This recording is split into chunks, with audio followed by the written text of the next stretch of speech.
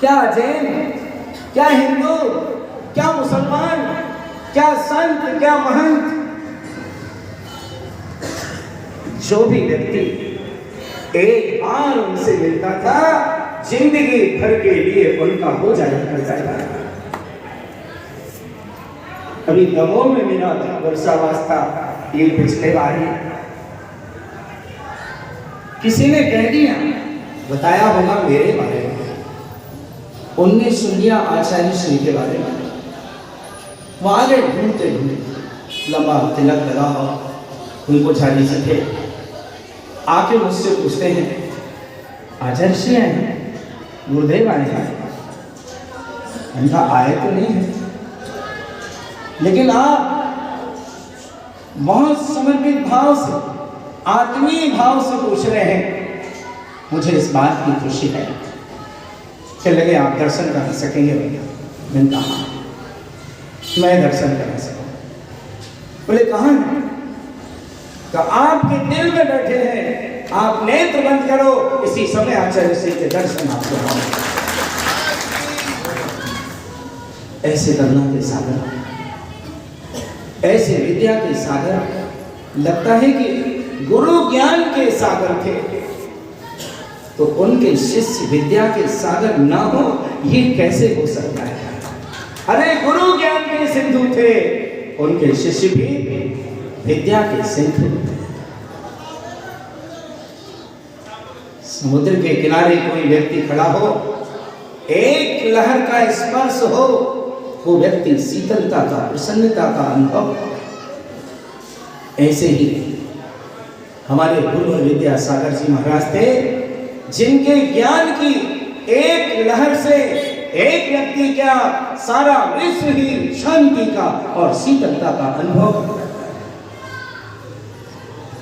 मेरी छोटी उम्र थी, अध्ययन करता था 10वीं क्लास, 11वीं में तो मैंने भी घर छोड़ दिया था, लेकिन सुनता था कि मोरा जी सागर में आचार्य श्री के सटकंडा उनकी वांछना होती है, आपने भी सुना होगा। तो मैं उनकी वांछना सुनने के लिए जाया करता था, छुट्टी लेकर। जानते समझते कुछ भी नहीं थे, लेकिन जब उनके आसपास पंडित कैलाश चंद्र जी सिद्धांत शास्त्री, पंडित जगन मोहन लाल जी शास्त्री, पंडित पन्ना लाल जी शास्त्री, बड़े बड़े विद्वान उनके साथ बैठकर जो डिस्कशन करते थे, और कई बार तो मैंने देखा कि अगर ये विद्वान लोग किसी बात में उलझ गए, अगर इनके कोई बात समझ में नहीं आई, तो आचार्य से इन सारे लोगों को ऐसी सहजता से समझा देते थे कि चुटकी बजाते ही बड़ी बड़ी समस्याओं के समाधान करने वाले विद्यासागर जी महाराज थे। एक ऐसी अद्भुत विभूति जिनके बारे में अब कुछ कह पाना संभव नहीं है। अभी अभी मुझे बाल ब्रह्मचारी उषा बहन जी ने बताया, साथ में ही उन्हें पता लगा होगा कि स्वास्थ्य की कुछ प्रतिकूलता चल रही थी। वैद्य ने कहा, महाराज आप गाय का दूध ले लेंगे तो ये रोग आपका ठीक हो सकता है। आप गाय का दूध ले लेंगे, ये रोग आपका ठीक हो सकता है।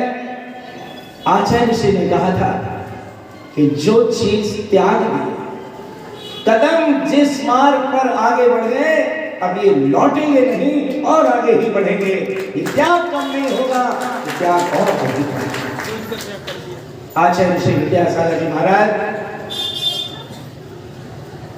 अगर विद्या के सिंधु थे तो संयम के हिमालय थे, विद्या के सागर थे तो संयम के हिमालय थे।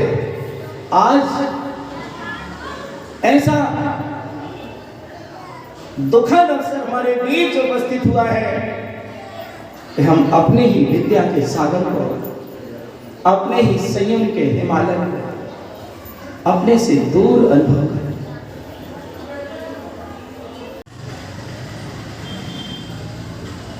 जिनकी याद करते ही, जिनके समाचार पाते ही मन मयूर नाच उठता था, नगर में घर घर में दीपावली मनाई जाने लगती थी।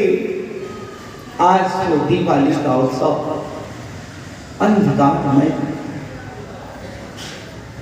हे गुरुवर, ये सारे बुजुर्ग तुम्हें याद कर रहे हैं, ये कह रहे हैं लौट कर कब आओ, हमें भी संयम के मार्ग में स्थित कर दो। ब्रह्मचारियों को तो आपकी कृपा है, हमें भी वो युक्ति बता दो कि घर में रहकर हम संयम की साधना कर सकें, आराधना कर सकें। ये बहनें पुकार रही हैं, गुरुदेव पुनः दर्शन, पुनः दर्शन, कब लौटोगे? ये नवयुवक हाथ जोड़कर पंक्तिबद्ध खड़े हैं, महाराज कब आदेश दोगे कि मैं आ रहा हूं, कब सेवा का अवसर दोगे? बताकर तो जाना था। ये बच्चे चिल्ला रहे हैं, हे गुरुवर तुम दूर न जाना, हम बच्चों को, ये बच्चे पुकार रहे हैं। ये सारा भारतवर्ष आज अपने आप को अनाथ महसूस कर रहा है। गली गली घर घर बस एक ही छवि, एक ही छवि। इस बच्चा घात को हम कैसे सह पाएंगे, बस यही चिंता का विषय। ये सामान्य घटना है। आपने तो कह दिया प्रभु, आपने तो कह दिया कि जो आया है उसे रवाना होना पड़ेगा। आपके वचन सत्य हैं, आपके वचन यथार्थ हैं। आप वितरागी थे, आपने मोह तोड़ा था, आपने राग तोड़ा था, लेकिन हमारा राग तो आपसे नहीं टूटा था ना, हमारा मोह तो आपसे नहीं टूटा था ना। हम जानते हैं कि हमें भी रवाना होना पड़ेगा, लेकिन आपके प्रति जो अनुराग, आपके प्रति जो समर्पण पल पल आपकी याद दिला रहा है, ऐसा महान वैभव संसार के लोग अपने परिवार के सदस्यों को ये दुकान खोल ले, वो दुकान खोल ले, ये फैक्ट्री खोल ले, ये सर्विस कर ले, सारे लोगों को धंधे से लगा, सारे लोगों को पाप परिग्रह के कार्यों में व्यस्त कर देते हैं।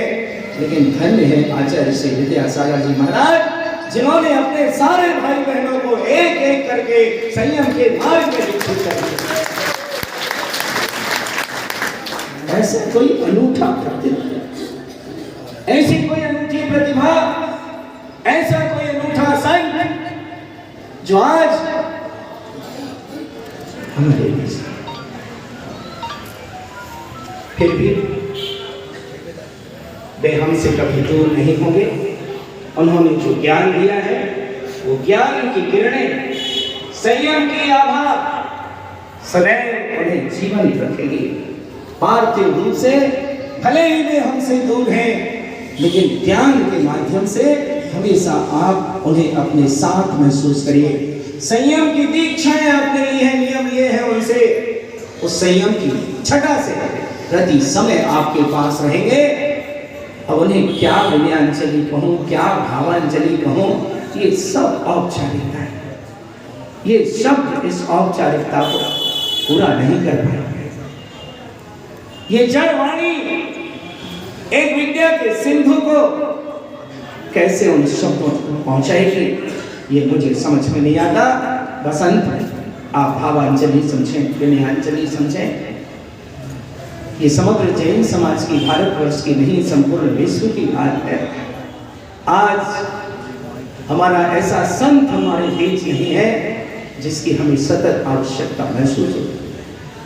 बस अंत में केवल इतना ही कहना चाहूंगा कि यूं तो जीने के लिए लोग जिया करते हैं, लाभ जीवन का नहीं फिर भी लिया करते हैं। यूं तो आते हैं और जाते हैं हजारों, और जीवन उनका है जो देह त्याग करके भी हम सबके साथ अजर अमर होकर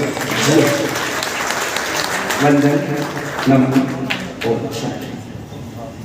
सभी लोग अभी बैठे रहेंगे। हमारे बीच आज आदरणीय श्री माननीय विधायक